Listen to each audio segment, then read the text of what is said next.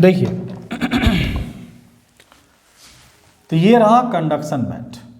Conduction band, the band which is associated with valence electron, sorry valence band की बात कर रहा हूँ, कंडक्शन बैंड कह दिया था मैंने, balance band, the band which is associated with balance electron. ठीक है, अब ये दो टाइप के होंगे। एक केस ये हो सकता है कि मेरा वैलेंस बैंड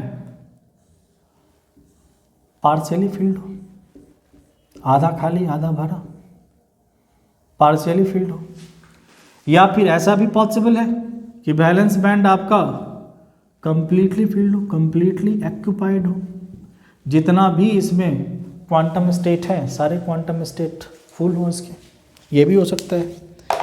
पर ऐसा किस केस में होता है और ऐसा किस केस में होता है? यदि आपका वैलेंस बैंड पार्शियली फिल्ड है, ये केस होता है मेटल का, और ये केस होता है एक नॉन मेटल में। ये केस है आपका नॉन मेटल का। मेटल कहने का मतलब है ये केस है आपका कंडक्टर का। कंडक्टर में ऐसा होता है, कंडक्टर के बैलेंस बैंड की पहचान है ये कि वो पार्शियली फिल्ड होगा, ये कंडक्टर की कहानी है। लेकिन नॉन मेटल अगेन दो टाइप के होते हैं, इसी कैटेगरी में नॉन कंडक्टर भी आते हैं और सेमी कंडक्टर भी आते हैं, यानी कि इंसुलेटर और सेमी कंडक्टर।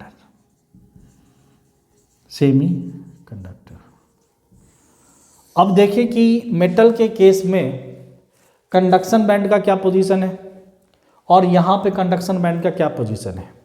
तो देखिए यहाँ स्पेस है, मैं थोड़ा सा कैमरा घुमा देता हूँ और यहाँ पे आ जाते हैं।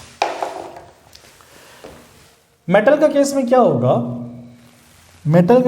होगा, कि यदि ये मेरा रहा बैलेंस बैंड, ये रहा मेरा बैलेंस बैंड, ठीक है जी, और ये मेरा बैलेंस बैंड तो क्या है मेरा, ये पार्शियली फिल्ड है।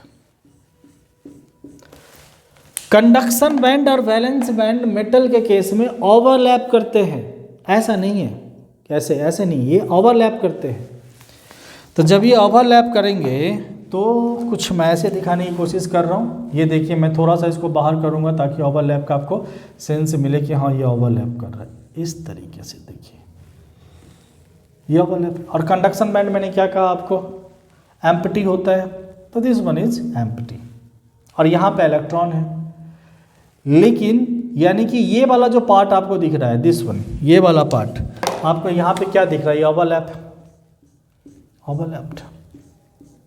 अब भले ही इलेक्ट्रॉन अभी पार्शियली फिल्ड है, लोअर हाफ में आपको दिख रहा है, लेकिन क्या एनर्जी लेवल मौजूद नहीं है? बिल्कुल है, बिल्कुल एनर्जी लेवल मौजूद है, ये एनर्जी लेवल बिल्कुल मौजूद है यहाँ पे पूरा नीचे लेके कंप्लीटली। और ये कैसे है आपके, लाइक ए कंटिन्यूअस लाइन।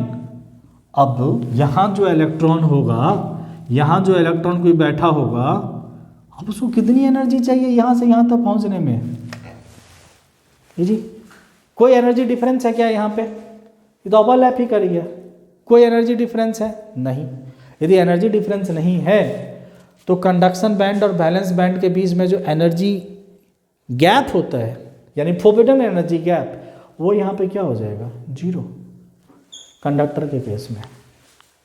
ये रीजन है कि बैलेंस बैंड में जितने भी इलेक्ट्रॉन है बड़े मजे से कंडक्शन बैंड में जा सकते हैं, और जैसे ही कंडक्शन बैंड में जाएंगे these balance electrons becomes free electron.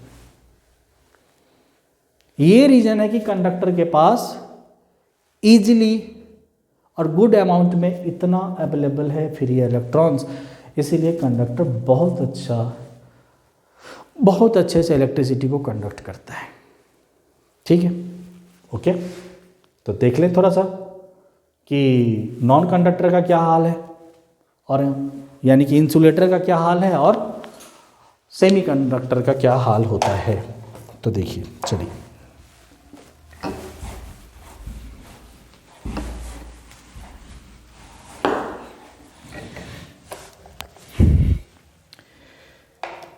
देखिए, सबसे पहले अपन बात कर लेते हैं इंसुलेटर का।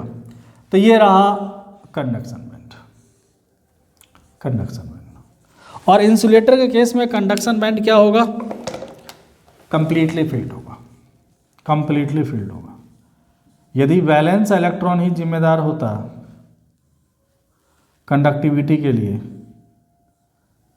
तो इंसुलेटर, तब तो इसको इंसुलेटर नहीं कहते, ये भी इलेक्ट्रिसिटी कंडक्ट कर देता। और इसके ऊपर, अभी इसके केस में ओवरलैप नहीं करता कंडक्शन बैंड। कंडक्शन बैंड यहाँ पे कहीं होगा, कंडक्शन बैंड कहीं यहाँ पे होगा, और इन दोनों के बीच में ये तो आप एनर्जी, इस तरफ क्या है आपका एनर्जी इलेक्ट्रॉन वोल्ट में, इन दोनों के बीच में, यानी कि कंडक्शन बैंड का upper energy level, sorry valence band, भाई ये बैलेंस बैंड है भाई, यानी कि वैलेंस बैंड का अपर एनर्जी लेवल और कंडक्शन बैंड का लोअर एनर्जी लेवल, दोनों के बीच का जो डिफरेंस है, इसी को आपने कहा फोरबिडन एनर्जी गैप। ये गैप का है। तो ओवरलैपिंग तो दोनों के केस में नहीं होगा, ना तो इंसुलेटर के केस में ना तो सेमीकंडक्टर के केस में, लेकिन इसका वैल्यू ये रहेगा। वैल्यू इंसुलेटर का जो वैल्यू होगा Ag का, वो ग्रेटर देन होता है 3 इलेक्ट्रॉन वोल्ट से। ये बहुत ज़्यादा है, बहुत ज़्यादा है कि आप बैलेंस बैंड से कि कोई इलेक्ट्रॉन जंप करके कंडक्शन बैंड में जा पाए। इसीलिए एक नॉन कंडक्टर को, सॉरी ये या फिर आप ज़्यादा बेटर इंसुलेटर बोलना है अभी फ़िलहाल, तो इंसुलेटर को अवेलेबल फ्री इलेक्ट्रॉन्स होते ही नहीं है जो कंडक्टिविटी को, जो करंट इलेक्ट्रिसिटी को कंडक्ट कर पाए। ठीक है, यही देखें हाल इंसुलेटर का क्या हो, सेमीकंडक्टर का क्या हाल है भाई। सेमीकंडक्टर के केस में क्या होगा? सेमीकंडक्टर के केस में भी वैलेंस बैंड और कंडक्शन बैंड एक दूसरे को ओवरलैप नहीं करेंगे, नहीं करेंगे। लेकिन जो फोरबिडन एनर्जी गैप है वो बहुत ज़्यादा नहीं होता सेमीकंडक्टर के केस में, नहीं होता। कितना होता है इसका वैल्यू? इसका value less than 3 electron volt होता है। पर अगेन एक रफ एस्टिमेट है, बिल्कुल पक्के से आप मोहर नहीं, स्टैंप नहीं लगा सकते कि यदि forbidden energy gap 3 electron volt से, नहीं ये इंसुलेटर ही होगा। नहीं, ऐसा नहीं है, ऐसा नहीं है, ऐसा आप नहीं कह सकते। अदर फैक्टर्स भी हैं जिस पे ये करता है, लेकिन रफली आप ऐसा कुछ कह के आप एक, तो इसके बारे में इतना कमेंट तो आप कर ही सकते हैं। मोस्ट ऑफ केसेस में ऐसा होता भी है।